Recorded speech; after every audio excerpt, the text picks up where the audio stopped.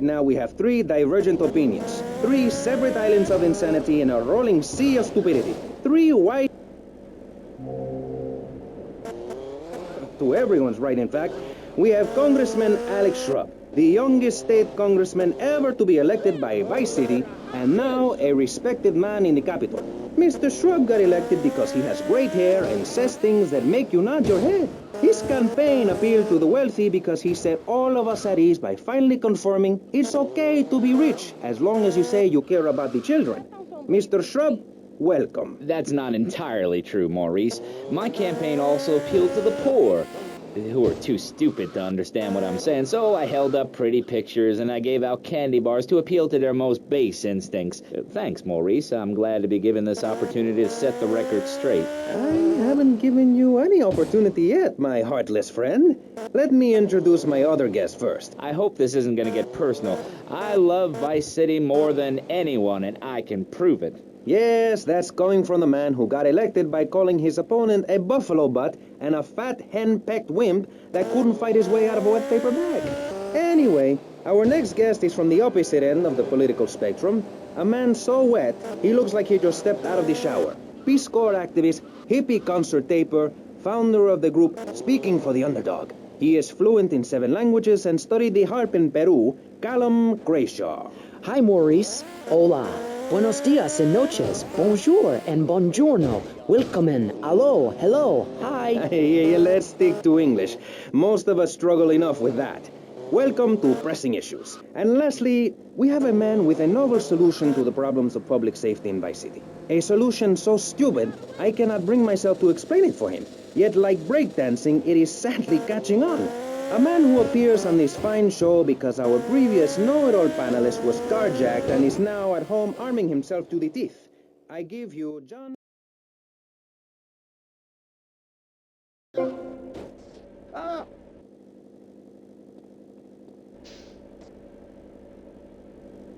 show on public radio in the Vice City area and hosted by me, Maurice Chavez.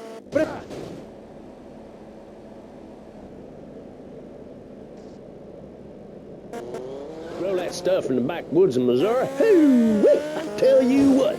Yes, thank you.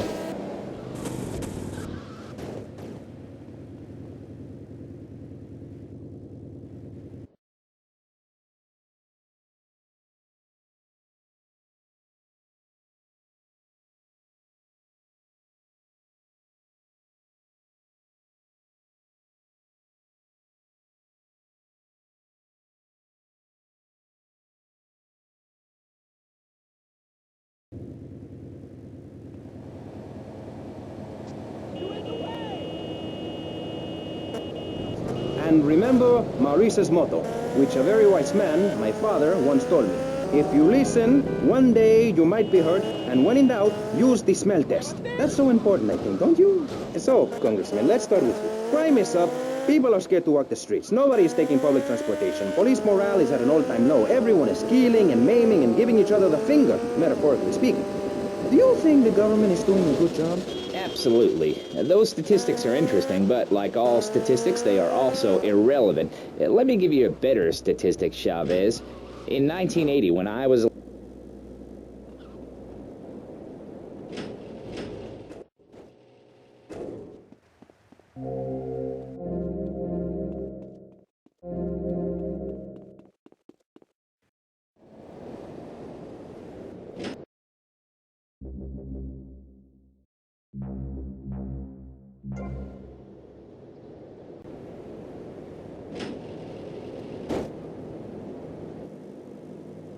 You city slickers got more issues than a newsstand. Can we talk about public safety here? I ain't got all day. What?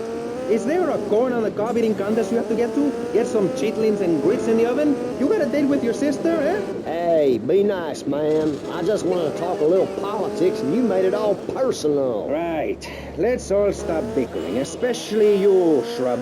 I've got my eye on you. Public confidence is at an all-time low. Nobody feels safe anymore. Just the other night, I saw a man running amok with a gun, shouting he needed to defend himself. Gun sales are up, book sales are down. What do you think, John F. Hickory? Please, press the issue. All right, that's better. Sticking to the matter at hand. Well, it's quite simple, mister. Immigration is to blame. People are flooding into our state from all over America. Trash. It's quite simple. They're bringing their highfalutin, uppity, out-of-state ways and corrupting the place, ruining it. That's why I and my organization propose we take Florida out of the Union. We start anew as our own country and ban people from Missouri or Kentucky or Philadelphia or any of them fancy places from setting foot on our soil. You think what?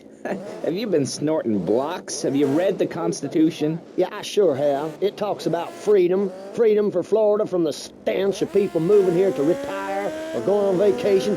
Build your own damn theme park in your own damn state. Florida theme parks is for Florida people only. That's what I say. I mean, I don't go to Alabama to visit a theme park, so why do they come here? Mr. Hickory, your views are a little extreme. Plus, I don't believe there are theme parks in Alabama. Then they should stop coming down my way and build redneck land or whatever. Damn redneck hicks ain't got no class. My views ain't extreme, mister. They're common sense. And what a lot of people would say if they have the guts. If you keep letting people immigrate here from all over the so-called United States, guess what? There's no more room. We'll be piled on top of each other like they are in Australia. What we're going to do soon is build a river. A river of freedom.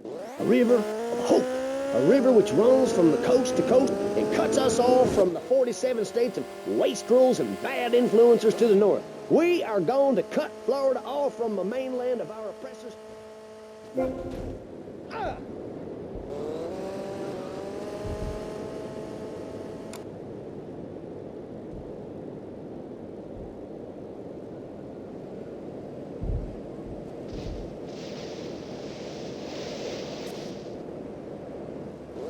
You know, you're bordering on treason. What you are saying, allowing it. It's the truth, my friend, the damn truth. And before you start, I am not a racist. I hate everybody, irrelevant of other issues. But I especially...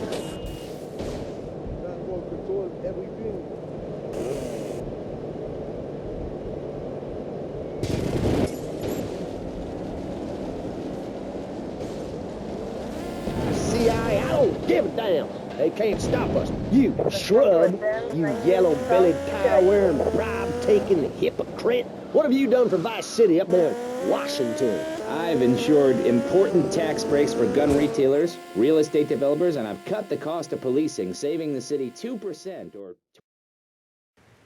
6-year period.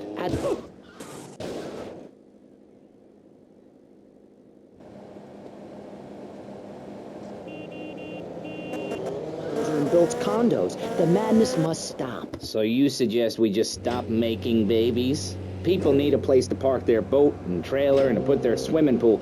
You're beginning to sound red, and by that I mean you prefer a hammer and sickle over a hamburger. I'm not little. I'm 5'5". It's time for corporations and all of capitalism to step aside for naturalism. You're not saving this planet. You're spending it. Your credit is no good here. We can't afford to loan you any more of our nature. Those are our trees. I only wish I could be around a little longer to enjoy it. I feel so old. Someone must take my legacy. I must train a little me.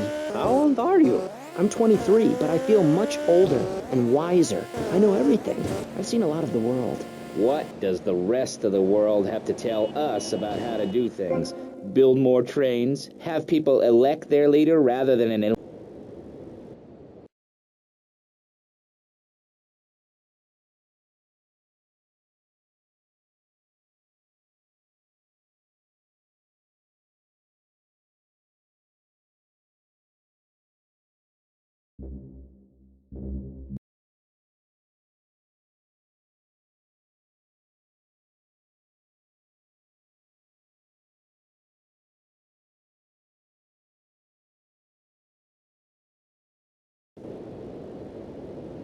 Do yourself a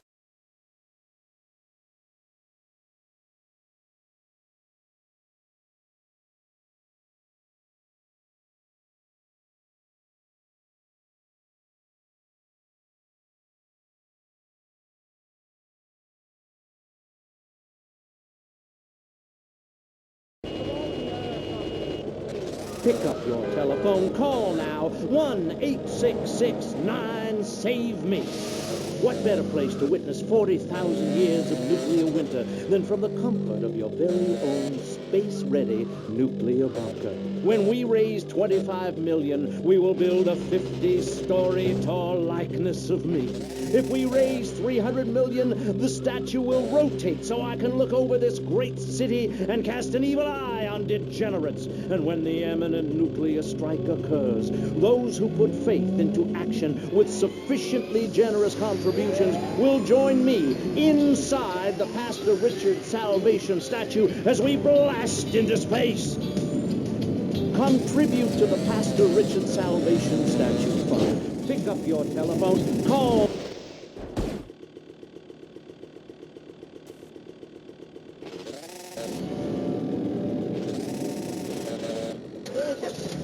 Knights of the road, here's your stallion. The car for freedom. The car for hot excitement. The car for a man who is alone against the elements. The Waibatsu Thunder. The pride is back. It's the power of a compact. It looks small, but it's so big. Fuel injected. Inject me. My Batsu Thunder. On the toll road of life, you have to pay to prove you can. Live the emotion of an individual. The awesome power of nature distilled into one vehicle. Because after you get struck by lightning, there's thunder. The Waibatsu Thunder. Hello, welcome back to K-Chat. I'm a woman, so I know it's important to discuss feelings. That's why we don't have any male hosts on this station. People open up more to women. I was telling my girlfriend yesterday, if a woman were president, we'd nuke a country every 28 days. In these times of trouble, of international scary things that cause anxiety, people seek soul ice. Or is that solace? Oh my god. Some visit lady friends, others go to a bar, and a strange few talk to rocks. My next guest is the author of this book, I'm Lovin' the Coven. She sits on the board of the Vice City Renaissance Committee, Gethsemane.